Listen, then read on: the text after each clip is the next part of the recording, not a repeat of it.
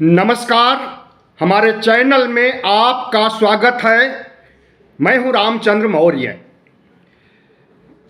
मोदी हटाओ, देश बचाओ, संविधान बचाओ, लोकतंत्र बचाओ का अभियान जो इंडिया ने छेड़ रखा है, विपक्ष ने छेड़ रखा है, क्या वह कामयाब होगा?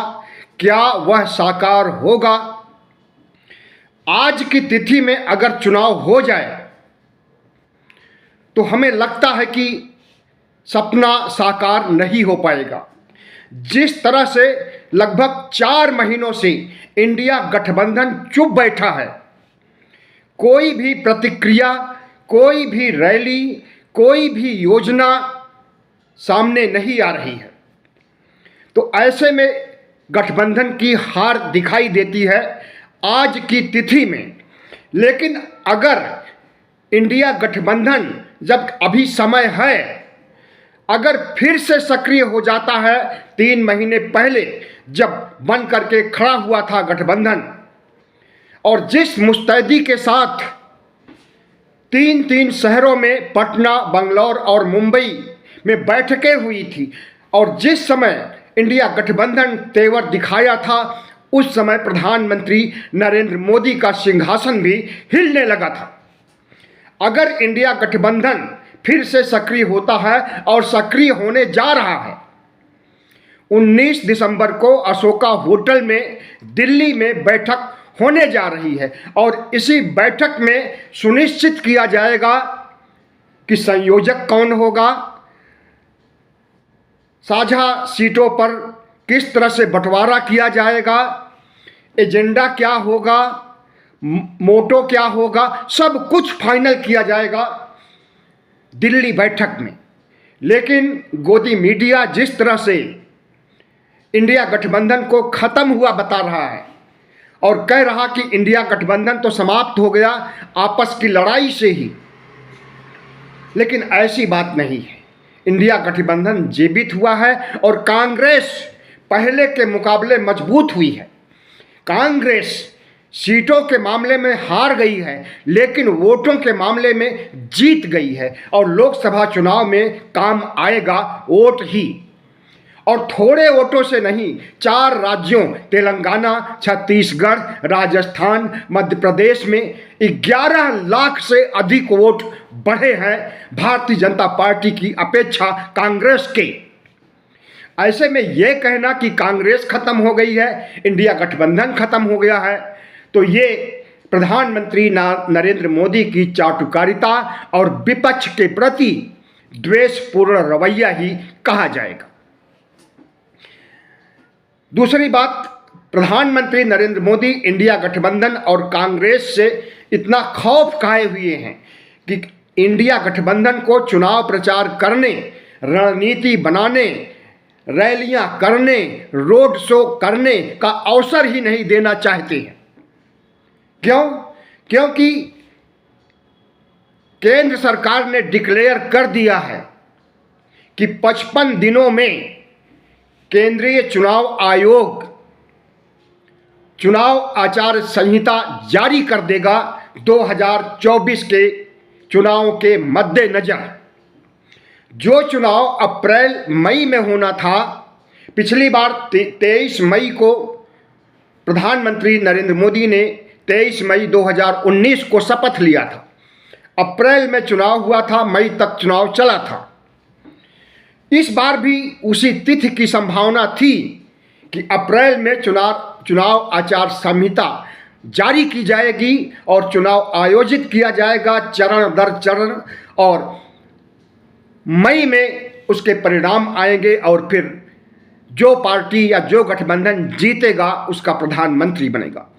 लेकिन लगभग 2 महीने पहले चुनाव कराया जा रहा है, इसलिए कि इंडिया गठबंधन को समय नहीं देना चाहता है भारतीय जनता पार्टी का शीर्ष नेतृत्व। ऐसे में सवाल उठता है कि प्रधानमंत्री नरेंद्र मोदी जिस रास्ते पर चल रहे हैं, और जिस तरह से 3 राज्यों के फतह करने के बाद उनका आत्मविश्वास इतना बढ़ गया है, उनका अहंकार इतना बढ़ गया है कि अब 3 राज्यों को जीत चुके हैं, तो 2024 को जीतने में देरी नहीं लगी है। हथौड़ा गरम है, धमाका कीजिए।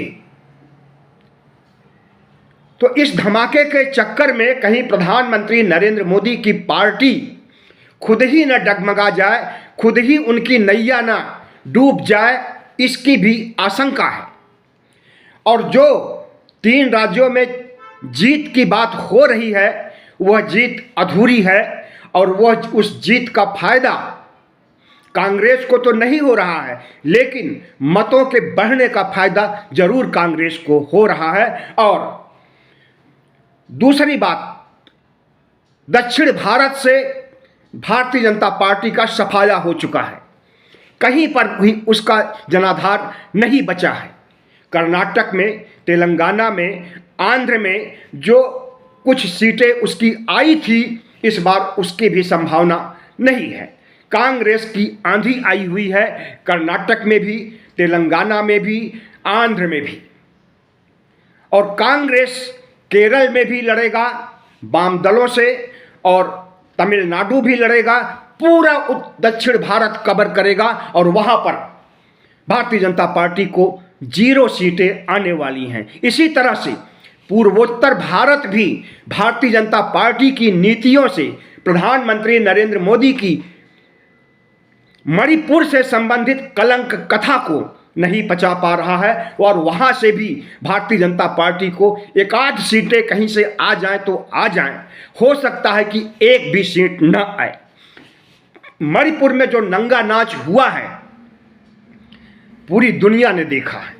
जिस तरह से महिलाओं का वस्त्र हरण करके सरेआम सड़कों पर टहलाया गया था, बलात्कार किया गया था, गोलियां मार दिया गया था, और ये कोई पहला मामला नहीं था। वहां के मुख्यमंत्री बीरेंद्र सिंह ने कबूल किया था कि ऐसी तो अनेकों घटनाएं हुई हैं, सैकड़ों घटनाएं हुई हैं। तो जिस प्रदेश में, जिस नॉर्थ ईस्ट में सैकड़ों महिलाओं को घुमाया गया हो, नंगा करके बलात्कार किया गया हो, मार दिया गया हो, क्या वहां पर प्रधानमंत्री नरेंद्र मोदी को सीट मिलेगी? कतई नहीं मिलेगी। वहां तो नहीं, मणिपुर, त्रिपुरा और भी जितने राज्य हैं, नागालैंड, सिक्किम, असम तक प्रधानमंत्री नरेंद्र मोदी की बुरी तरह से हार होने वाली है। और सिर्फ नॉर्थ ईस्ट ही नहीं, बल्कि उत्तर भारत, दक्षिण भारत की महिलाओं में भी नरेंद्र मोदी के कुशासन के प्रति भौं टेढ़ी हो चुकी है। महिलाएं नहीं चाहती हैं कि फिर से प्रधानमंत्री नरेंद्र मोदी शासक बने, राजा बने, प्रधानमंत्री बने। महिलाओं के साथ जो कुछ भी हुआ है और हो रहा है, और जिस तरह से उन्हें सब्जबाग, झूठा सब्जबाग दिखाया गया है, 33% आरक्षण लोकसभा, राज्यसभा, विधानसभाओं में, उससे भी महिला समुदाय नाराज है प्रधानमंत्री नरेंद्र मोदी से। तो कहां से वोट मिल रहा है जो प्रधानमंत्री नरेंद्र मोदी को टाइम्स नाउ का ETG रिसर्च सर्वे पिछले 2019 से भी ज़्यादा सीटें दे रहा है। टाइम्स नाउ का सर्वे आया हुआ है जिसमें कहा गया है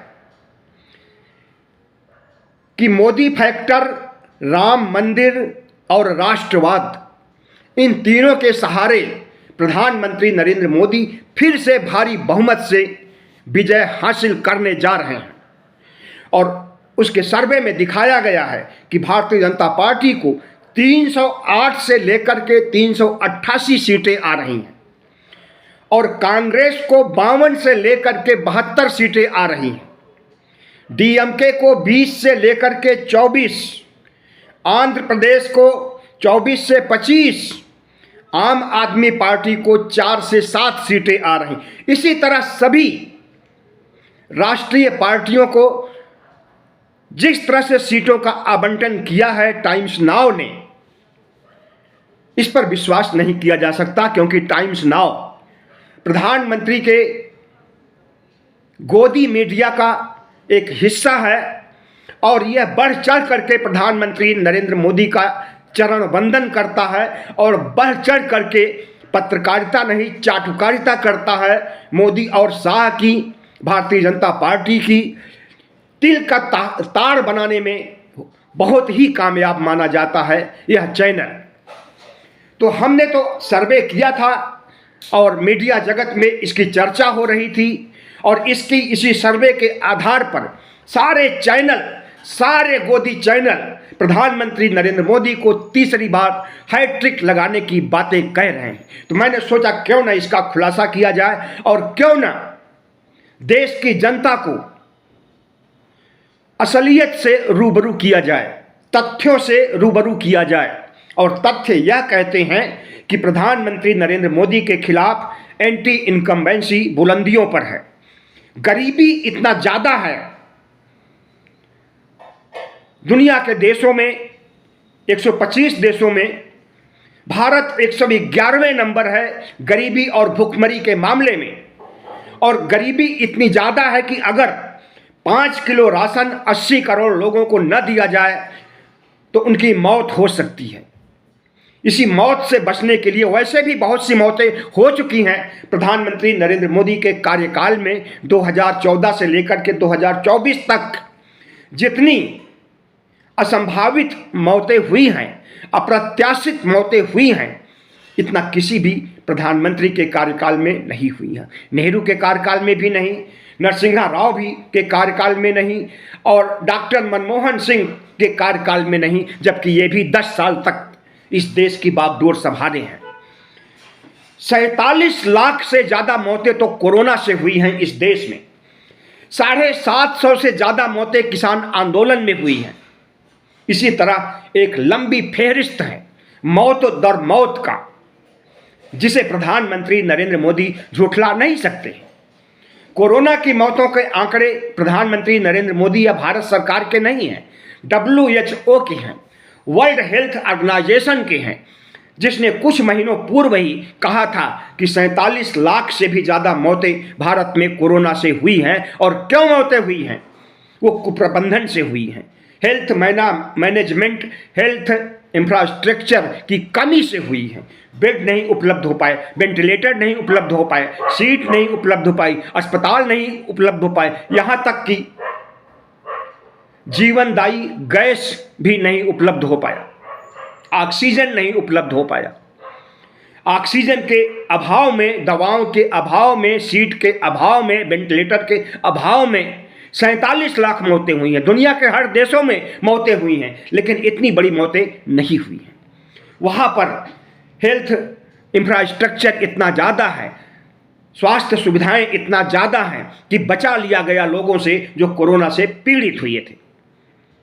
लेकिन हमारे देश में उस समय हाहाकार मचा हुआ था जब ऑक्सीजन नहीं मिल पा रहा था, दवाइयाँ नहीं मिल पा रही थी, वेंटिलेटर नहीं मिल पा रहा था।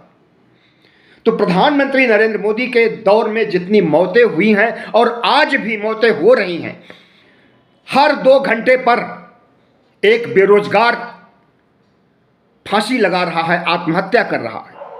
हर 2 घंटे पर एक किसान आज भी आत्महत्या कर रहा है। कहाँ चले थे प्रधानमंत्री नरेंद्र मोदी 2022 तक किसानों की आमदनी दोगुनी करने के लिए? लेकिन जो आमदनी थी उसे भी छीन लिया और किसानों की प्रॉपर्टी, किसानों की खेत, किसानों के बाग, किसानों की संपत्ति अडानी अंबानी को देने के लिए 3 काले कानून लाए। और वो 3 काले कानूनों का क्या हश्र हुआ उसके बारे में ज़्यादा बताने की आपको ज़रूरत नहीं है। लेकिन जिस राष्ट्रवाद की चर्चा गोदी मीडिया के लोग कर रहे हैं, तो हम बता दें कि काठ की हांडी एक ही बार चढ़ती है, दोबारा नहीं चढ़ती है। एक बार राष्ट्रवाद, नेशनलिज्म उन्होंने पुलवामा के मामले में किया, हमारे 40 जवान भी मारे गए और हमारे देश को इस तरह से गुमराह किया गया कि मारे गए जवानों की शहादत के नाम पर वोट मांगा गया। चुनाव आयोग चुप रहा, सुप्रीम कोर्ट चुप रहा। और वह राष्ट्रवाद अगर फिर से आएगा तो क्या फिर से जवानों की हत्या करने या करवाने के मूड में है प्रधानमंत्री नरेंद्र मोदी? सत्यपाल मलिक ने चीख चीख करके कहा था और अब भी कहते हैं कि उन 40 जवानों की मौत की जिम्मेदारी अगर किसी पर है तो वो है मोदी और शाह। उनकी गलत नीतियों ने उन्हें मौत के घाट उतारा है। जब वे हवाई जहाज की या हेलीकॉप्टर की मांग कर रहे थे एक जगह से दूसरे जगह जाने के लिए, तो उन्हें क्यों नहीं उपलब्ध कराया गया? और यह आशंका थी कि आतंकवादी गतिविधियां हो सकती हैं, खुफिया सूचना थी, उसके बावजूद उन्हें झोंक दिया गया मौत के मुंह में और उल्टे पुलवामा का नाम लेकर के वोट मांगा गया और हमारे देश की भोली भाली जनता उनके बहकावे में आ गई और उन्हें जिता दिया। अब वो दौर फिर से नहीं आने वाला है। मैंने कहा कि काठ की हांडी दोबारा नहीं चढ़ती है। तो राष्ट्रवाद शिखर पर था 2019 में, उसकी वजह से जीत हुई। उस समय भी एंटी इनकम्बेंसी थी, उस समय बेरोजगारी थी, उस समय भी मौतें हुई थी और उस समय भी तमाम आंदोलन हुए थे, CAA NRC वगैरह के भी आंदोलन हुए थे।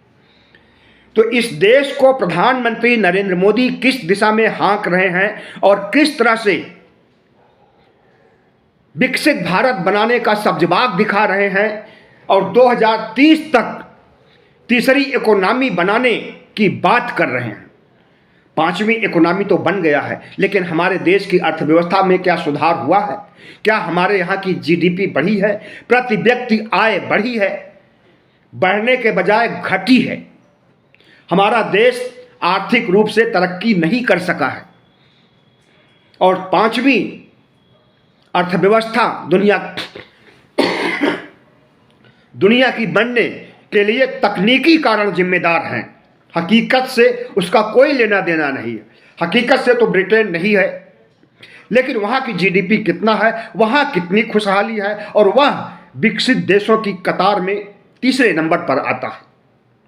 हमारा देश 30 साल बाद, 27 साल बाद 2047 में विकसित राष्ट्र बनाने की बात हो चुकी है और ब्रिटेन पहले से बना हुआ है और वो ब्रिटेन पांचवी अर्थव्यवस्था नहीं है। भारत आ गया है, तकनीकी कारणों से आया है, प्रधानमंत्री नरेंद्र मोदी की उपलब्धियों से नहीं आया है।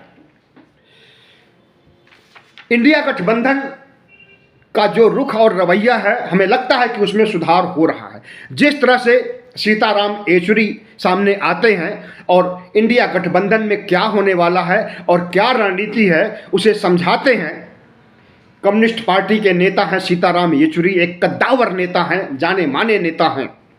उनका कहना है कि इंडिया गठबंधन सुस्त नहीं हुआ है। चुनाव की वजह से थोड़े समय के लिए गतिविधियां कम हुई थी, लेकिन अब वो गतिविधियां फिर से उभर करके सामने आने वाली हैं और इसी दिसंबर 19 से फिर से इंडिया सक्रिय हो रहा है, जैसे 3 महीने पहले था। और अब की बार जब इंडिया गठबंधन कदम आगे बढ़ाना शुरू करेगा तो पीछे की तरफ मुड़ करके नहीं देखेगा। जब तक अपने लक्ष्य तक नहीं पहुंचेगा, मंजिल तक नहीं पहुंचेगा, नरेंद्र मोदी की सत्ता को उखाड़ करके फेंक नहीं देगा, तब तक वह पीछे मुड़ करके नहीं देखेगा।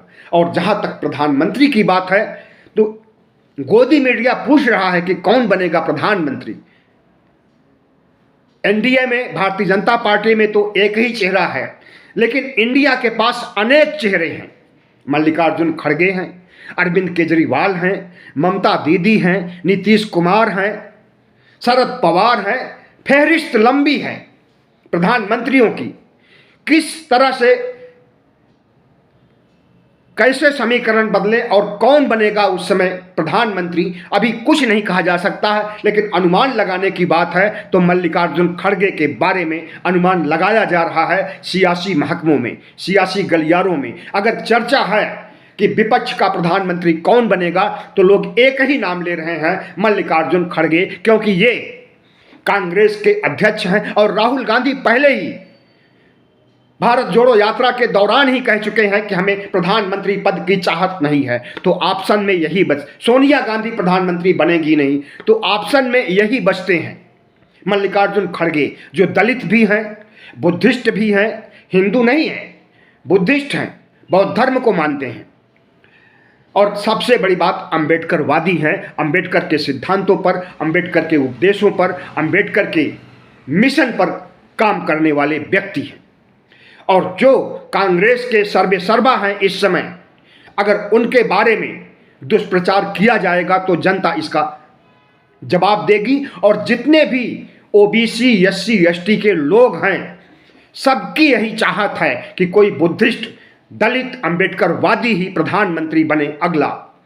आरएसएस का प्रचारक नहीं बनना चाहिए। आरएसएस जैसे संगठन जो कि आतंकवादी संगठन है, हमें कहने में कोई गुरेज नहीं है। यह संगठन अस्त्र शस्त्र की पूजा करता है, कत्लेआम कराता है, हादसे कराता है, दंगे कराता है, मुसलमानों को खत्म कर देने, नरसंहार करने की बात करता है, साझा संस्कृति को नष्ट करना चाहता है। ऐसे संगठन से आया हुआ व्यक्ति नरेंद्र मोदी अगर तीसरी बार प्रधानमंत्री बनेगा तो निश्चित रूप से लोकतंत्र भी खत्म होगा। अभी खोखला हुआ है, फिर खत्म हो जाएगा। संविधान भी खत्म होगा और इस देश की साझा संस्कृति को रौंदते हुए राजतंत्र को स्थापित किया जाएगा। इसलिए 85% ओबीसी, एससी, एसटी के लोगों, बहुजन समाज के लोगों, अगर देश को बचाना है, बाबा साहब डॉक्टर भीमराव के संविधान को बचाना है, समान समता के अधिकार को बचाना है, बराबरी लेना है, बराबरी करना है सवर्ण जातियों की, और इस देश के लोकतंत्र को बचाना है, तो एक मुश्त वोट इंडिया को देना होगा। और भारतीय जनता पार्टी जैसी मनुवादी पार्टी, तानाशाही पार्टी, अहंकारी पार्टी को जड़ से उखाड़ फेंकना होगा। तभी यह देश बचेगा, तभी संविधान बचेगा, तभी लोकतंत्र बचेगा। और जब ये सब चीज़ें बचेंगी तभी आप बचेंगे और आपकी आने वाली पीढ़ी बचेगी। बहुत बहुत धन्यवाद। हमारे चैनल को सब्सक्राइब कीजिएगा, लाइक कीजिएगा और शेयर कीजिएगा ताकि हमारी आवाज़ जन जन तक, 95 करोड़ मतदाताओं तक पहुंच सके। बहुत बहुत धन्यवाद।